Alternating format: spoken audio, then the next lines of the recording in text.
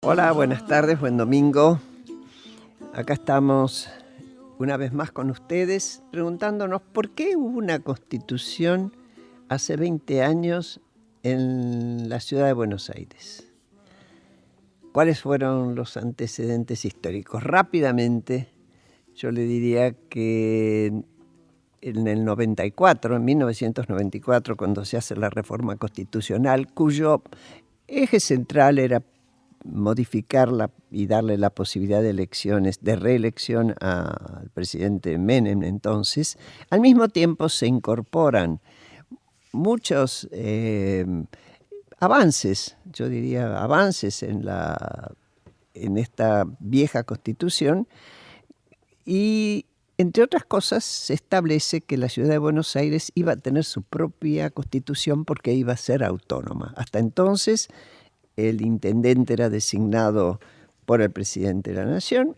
Era una pieza muy querida de los gobiernos nacionales porque la ciudad de Buenos Aires era como la joyita de la corona y les costaba soltar el poder que tenían sobre ellos. Desde entonces, desde que tuviera una constitución, iba a tener obviamente el gobierno propio, elegido por la gente, y después las leyes que devinieran de esta constitución.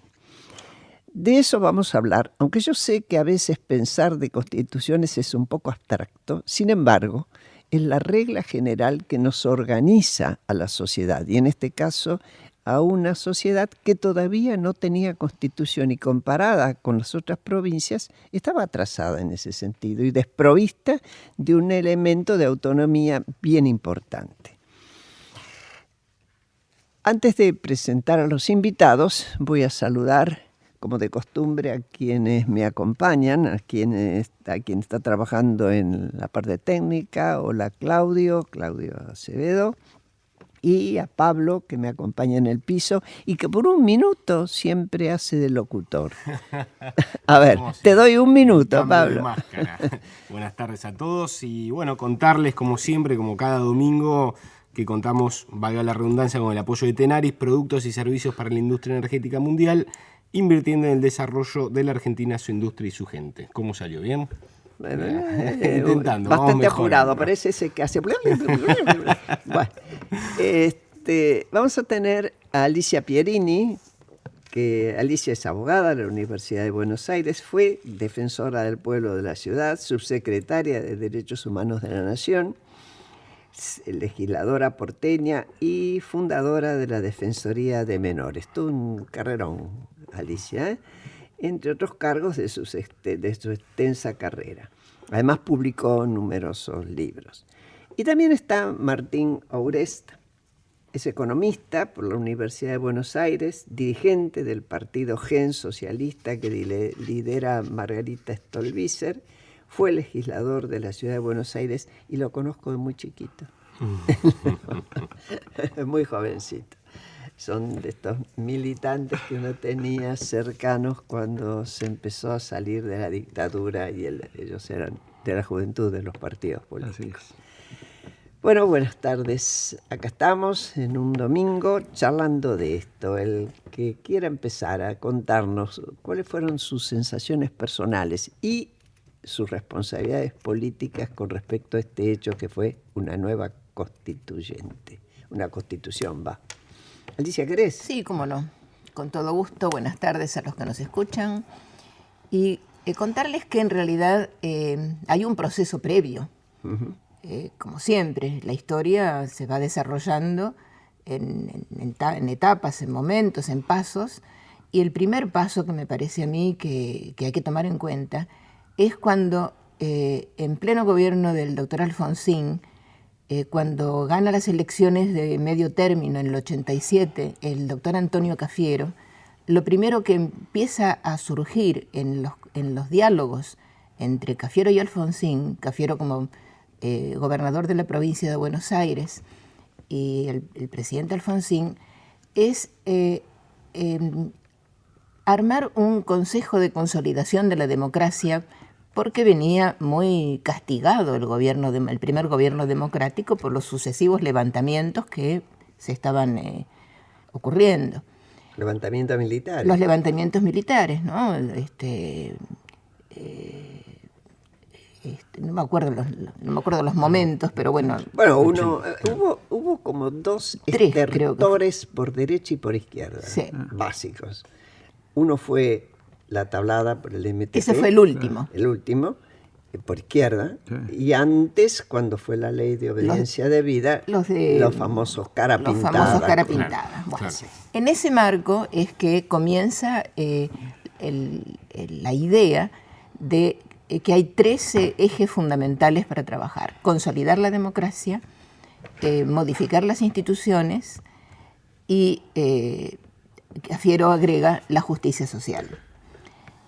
Ese es el primer encuentro, el primer diálogo que va formando en los años siguientes el esquema que luego se transforma en el núcleo de coincidencias básicas para la reforma constitucional.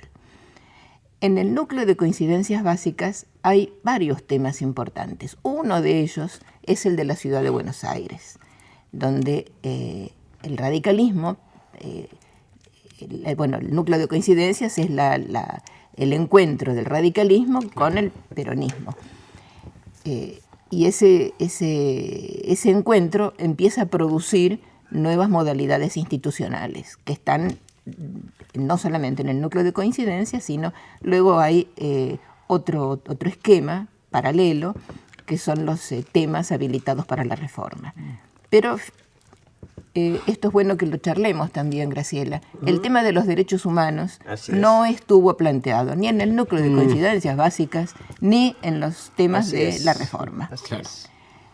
Y esto es interesante porque fue una patriada que hicimos entre muy pocos, que vale la pena que lo digamos. Juan Pablo Cafiero, que estaba a cargo de la Comisión de Tratados, estuve yo, estuvo Fapiano, estuvo Mónica Pinto, todos seguimos siendo amigos, nos vemos y decimos la verdad, metimos los derechos humanos y cuando Tengo que aclarar que estos nombres, algunos más conocidos, otros menos, pertenecían a distintos grupos políticos. Pero lo cierto es que cuando aparece el tema, todos lo aprueban, todo es unánimo, menos el grupito menor de Alzogaray, el Aldo Rico, etc. El partido militar.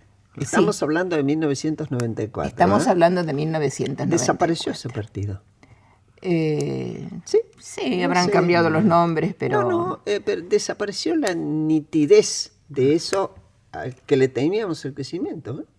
Sí, bueno, en ese marco de la construcción, de los debates que hubo en el 94, ahí también engarza el pedido, en ese caso de la Unión Cívica Radical, de que se hiciera la elección directa del jefe de gobierno, lo que venía siendo el intendente, la elección directa por parte de la ciudadanía porteña. Y finalmente queda en el artículo 129 de la Constitución reformada no solamente eso, sino que también la Ciudad de Buenos Aires tendrá facultades legislativas y judiciales. Por eso, al poco tiempo, al año siguiente de la Constitución, se crea la primera legislatura. Tenemos las elecciones en el 97. Pero lo que yo quiero mostrar es que hay un proceso que empezó mucho antes, del 94, y que se va construyendo. La primera legislatura es en el 97, previo tenemos la Constitución en el 96. Es decir, 2 años después de esa reforma del 94. 2 años para después. Que la gente se ubique. Perfecto, es así, esa es la secuencia. Pero una secuencia que tiene pasos previos también, lógico, y que tiene los posteriores. Por eso como bien dijiste, la historia no aparece de una semillita sola. No, es un proceso continuo. Bueno, en ese marco es que se convoca a la primer convención constituyente que tenemos como Ciudad de Buenos Aires. Y fue muy interesante y muy, muy gratificante el haber podido trabajar durante esos escasos 75 días que nos dieron para el trabajo, en una fraternidad que se mantiene, ¿no? Porque debatíamos fraternalmente. Pero también hay que reconocer que la Convención Constituyente nuestra del 96, éramos 60 convencionales. La Convención del 94 eran 305. Bueno, era todo el país. Era todo el país. Y los porteños que estaban en la Convención del 94 eran apenas 20 y pico. Éramos minoría. Éramos súper minoría. No, del 94 éramos más. No tantos. Sí. Bueno, no tantos. puede ser.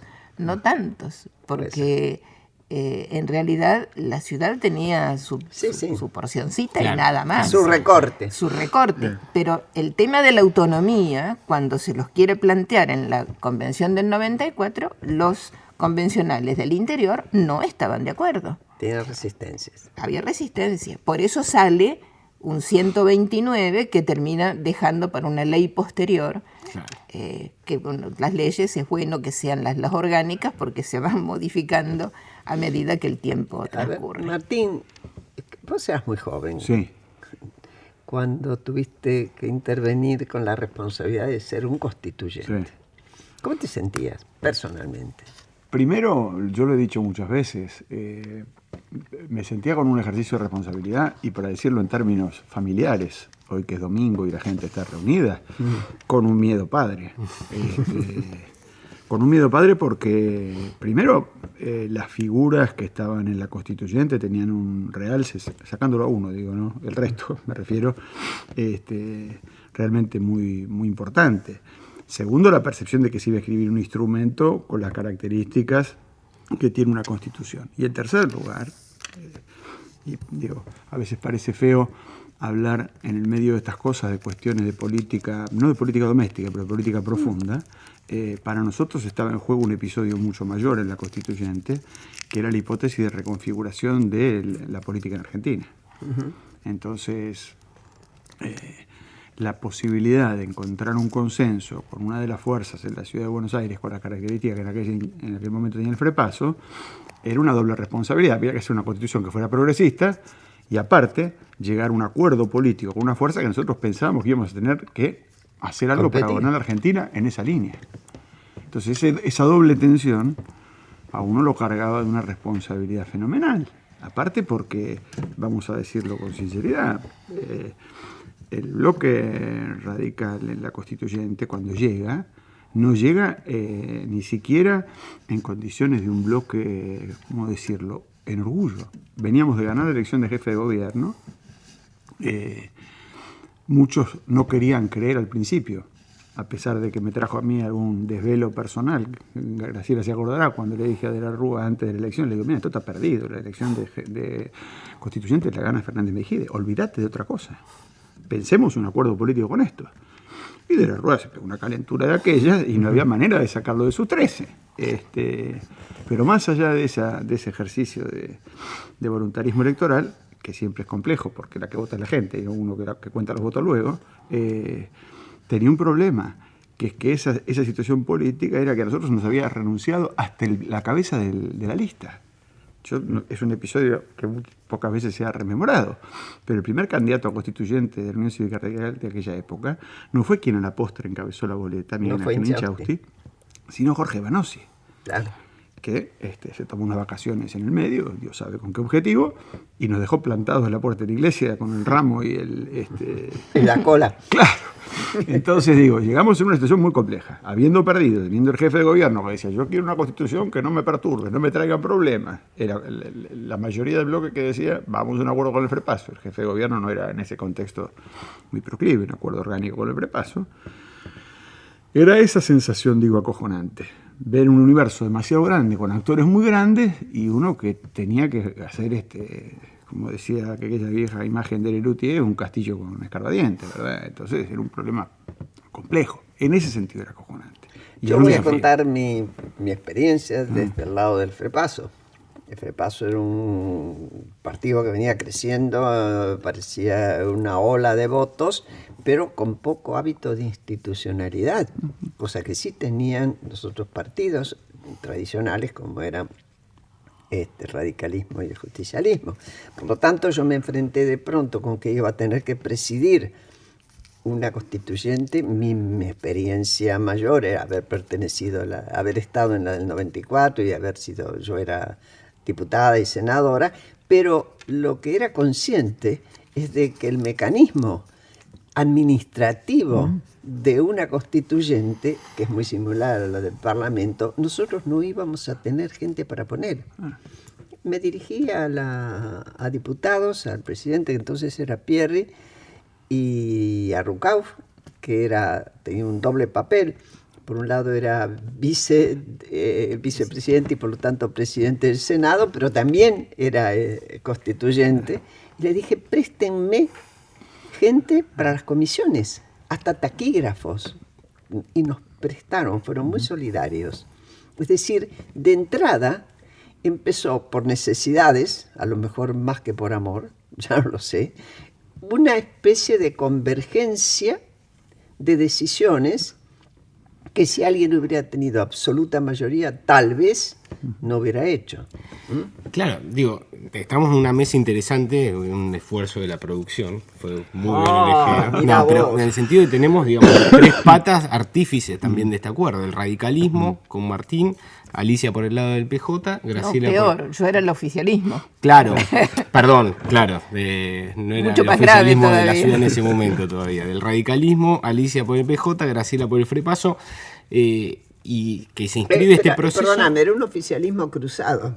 Claro. Porque Alicia era oficialista a nivel nacional, Claro. pero Martín estaba en el oficialismo de la ciudad. A eso me refería. Entonces, Era esto complicado. se inscribía en un tironeo mayor, ¿no? En una política mayor. Así todos pudieron lograr consensos. Sí, Algo tan remanido en los días de hoy. A mí me ¿Cómo pasa fue? algo también de lo que decía, de lo que decía recién el compañero. Yo era simultáneamente subsecretaria de Derechos Humanos del Gobierno Nacional. O sea, Menem, Corach era en ese momento el ministro del Interior, al que yo me tenía que reportar, pero tenía libertad absoluta para poder trabajar como constituyente. No me llegaban, digamos, órdenes de ningún lado. Pero también es cierto que yo solamente sabía trabajar sobre política y derechos humanos. No conocía, nunca había pisado el Consejo Deliberante.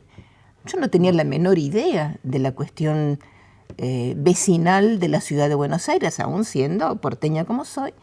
Pero la verdad, mi formación y mi historia viene desde lo jurídico y fundamentalmente de derechos humanos. De hecho, me ocupé de esos temas.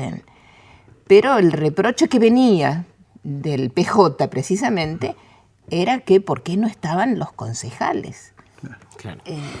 debatiendo este tema. Y la verdad es que el Consejo Deliberante estaba absolutamente cuestionado y desprestigiado. Muy desprestigiado. Yo creo que fue una de las cosas que la sociedad entendió primero. Que esos consejos deliberantes no lo querían. No sé si tenía muy claro qué era la Constitución, qué era el Consejo de la Magistratura, nada de eso. Pero que el Consejo Deliberante estaba desprestigiado, eso lo tenían claro, ¿no? Martín. No, y fue, tomando esto que se decía recién, fue un gran favor y un flaco favor en términos políticos, porque no había Constitución, no se sabía qué iba a ser la legislatura. Y por un problema de acuerdos internos del PJ, el PJ ya había elegido su lista de legisladores. ¿Se entiende lo que digo? O sea, no había Constitución, no había legislatura, y el PJ en aquella época ya tenía la lista de legisladores. Cuando se discute el régimen electoral de la ciudad, hay un momento de atisbo de decir, bueno, vamos al sistema uninominal, vamos al sistema binominal, vamos a una combinación electoral. Y uno de los argumentos que tuvimos nosotros para cerrar lo que a mi juicio fue una decisión estratégica valiosísima, que fue consolidar el modelo de proporcionalidad electoral en la ciudad y no empezar a hacer alquimias electorales de otra naturaleza, fue que uno de los que nos podía legitimar, que era precisamente el PJ, había elegido ya su lista de 30. Entonces, era una cosa muy sencilla decir, miren, ustedes que no vienen a hablar, si ustedes eligieron lista completa. Porque ¿qué había en aquel tiempo? Había 2 o 3 en el ambiente, digamos, no en el ambiente de la gente, sino en el ambiente de cierta lógica de presión, 2 o 3 consignas medio complejas. Primero, que había que hacer algo con los impuestos de la ciudad. Esto no lo planteaba la gente. Pero los medios decían, ¿y ahora qué van a decir los impuestos? ¿Cuánto nos va a salir la autonomía? ¿Qué? La otra era, en términos culturales... Es decir, ¿cuánto nos va a costar esto que es avance? Claro. Porque esta Claro. es muy desgraciado. Estos derechos, ¿cuánto nos cuestan? Exacto. ¿Cuánto sale ser diverso en Argentina o en la ciudad de Buenos Aires? El otro tema complejo era el régimen de partidos, porque había en el medio una cuestión. Ustedes, yo no sé si se acuerdan, pero la década del 90 fue la década de la gran discusión de las listas sábanas, ¿no? Y esto tenía un problema, que a nosotros fue una de las discusiones más complejas cuando se monitoreó el acuerdo, que es que, por ejemplo, la gente dice, ¿por qué metieron 7 comuneros? ¿No? Y la gente razonablemente pregunta y dice, ¿por qué metieron 7 comuneros? ¿Por qué 7? ¿Por qué 7 y no 10? Claro, o 3. 5? Bueno, la razón es muy sencilla, aunque parezca mentira. No fue un acuerdo político pampa, fue una discusión de primera magnitud en términos de filosofía política, porque si había 3 fuerzas políticas y además una tenía que tener por lo menos representación de la mujer, el número de 7 es el número de base en el cual se puede distribuir. No pueden ser 4, porque Claro. si no, no hay 3 fuerzas. Claro. Y no pueden ser 5, porque si no, no hay mujeres. O mujeres o Ya varones. existía la ley de... Claro, digo esto, para entender que a veces algunos números que dicen, mira esto, lo único que quisieron conseguir fue 7 sueldos más. En realidad estamos buscando otra cosa. Sí. La mitad de estos problemas flotaban en el ambiente, pero después se traslucen, o digamos, o llegan al texto constitucional como una definición que uno dice, ¿qué quisieron hacer con esto? Claro. El hecho de que el régimen electoral sea un renglón, no es un tema menor. Cuando muchas veces, y lo destacó los otros días Alicia, a veces parecía en otros aspectos una constitución muy reglamentarista, demasiado reglamentarista, parecían casi leyes, ¿no? Algunos artículos. Pero bueno, tal vez era necesario en ese momento. Yo creo, y después nos vamos a meter en 2 o 3 cuestiones en el próximo bloque. Una cuestión novedosa para mi gusto, que fue la participación de la sociedad más o menos organizada en la ciudad de Buenos Aires. El otro, qué cosas novedosas había, pero que tenían trabas y que hoy todavía se están resolviendo, si a ustedes les parece bien. ¿Y cuáles fueron las cosas para ustedes mejores de esta Constitución? ¿Lo hablamos enseguida? Ok.